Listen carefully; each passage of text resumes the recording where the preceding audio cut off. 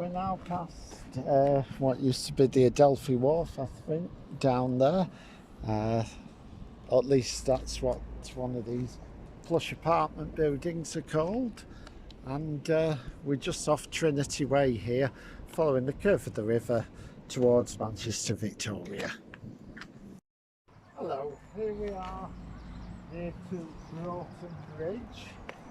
The river starts making another turn towards Manchester, but here you notice it's pretty straight, and there's a story behind that, because originally the river went over that way, did one of its infamous squiggles, and made this land over here very susceptible to flooding. So in 1968 the City Council took charge of a great civil engineering project to straighten out the course of the river, and because it cut through what was called the Anaconda Works, it became known as the Anaconda Cut. And there's a skyscraper just the other side of those railings, which is also called the Anaconda Cut, to commemorate it. So if you've been following the Irwell all the way from source to sea, this is the first part of the river that's been substantially altered by man, but not the last. Oh, and towards the end of the Anaconda Cut, there's a footbridge, so you can go over the other side of the river if you've got an urgent appointment at Strangeways Prison, which is the tower you can see in the distance. I see my future.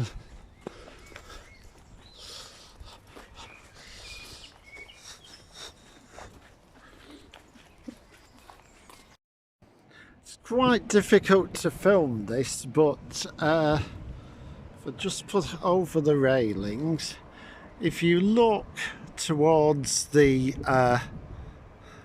right of that pillar, you might see that there is actually another river joining.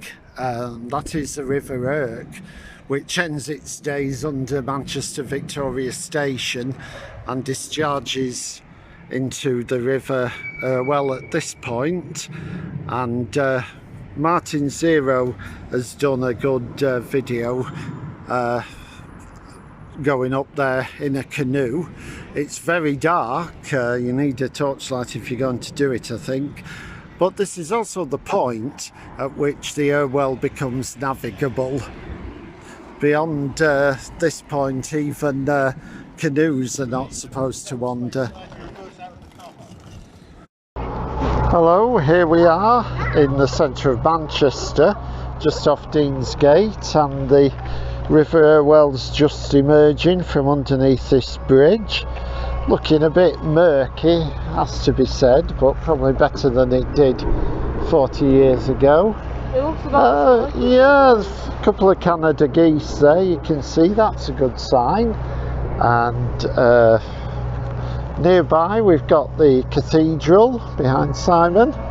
This is Chetham School, and just behind that Victoria Station and the MEN Arena.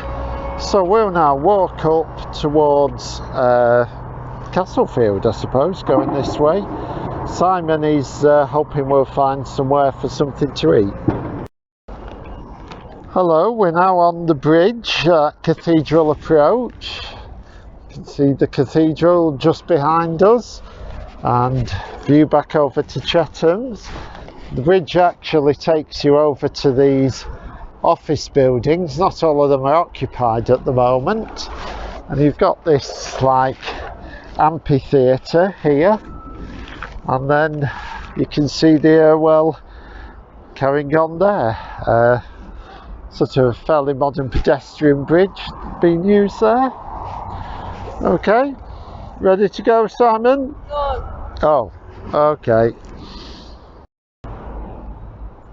Hello, here we are on the new pedestrian bridge that's just the other side of Victoria Bridge here, which is the older road bridge. Let's see if we can see what it says on there. Yeah, can't really read the writing on the bridge from this point, but yeah, quite impressive. Hello, here's the view on from Victoria Bridge to the next bridge, whose name I won't know till we get there.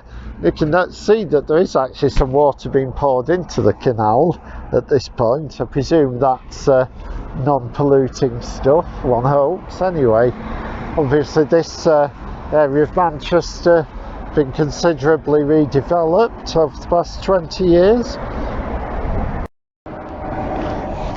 Well, here we are on this riverside walkway. We're just near the entrance to the Lowry Hotel on our right, and on the other side of the river you've got all these buildings at the back of Deansgate. Yeah, and looking down a little bit of a bank with rubbish before you get to the river, which is still fairly murky, but yeah, a bit of a reflection of the buildings and some trees on the other side. And a little way beyond the Lowry you find this rather magnificent pedestrian bridge, which I think, I have a feeling, dates back to the millennium. I wouldn't swear to that.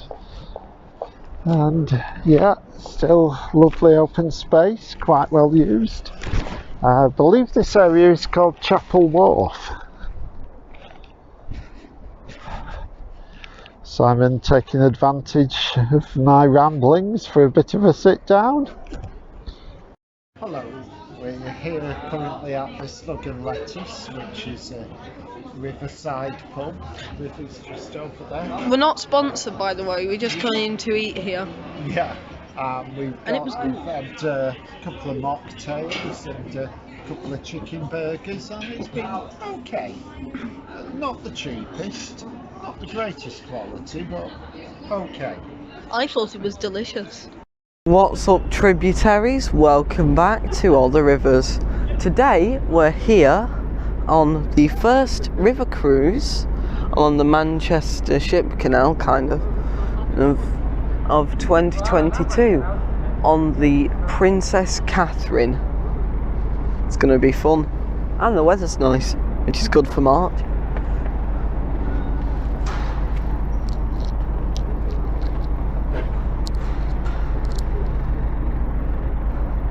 Yeah, as Simon said, we're on board the Princess Catherine. We're on the upper outside deck. You can sit downstairs where there's also drinks and snacks. You board at Rally Key, which is just opposite the Slug and Lettuce pub over there. And I think this is called the Trinity Footbridge. Yeah, and you can get, what we're intending to do is to get off at Salford Quays and catch a later boat. You're not guaranteed to get on a later one, but as this is not a busy time of the year, I think we'll be okay. I think we can risk it.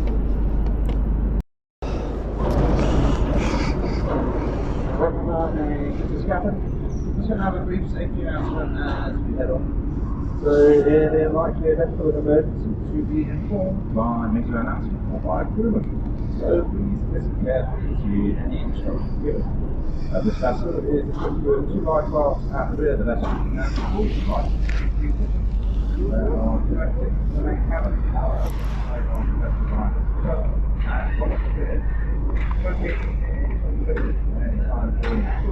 There are people on back boats.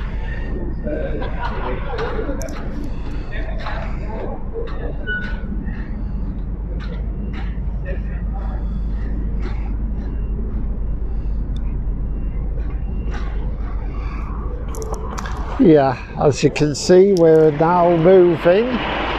We're heading in the opposite direction to the one I expected. This is Bridge Street we're approaching.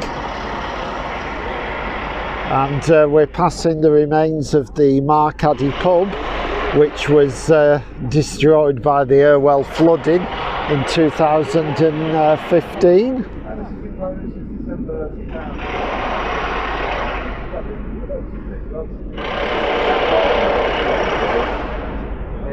The level of the arch to our right-hand side now.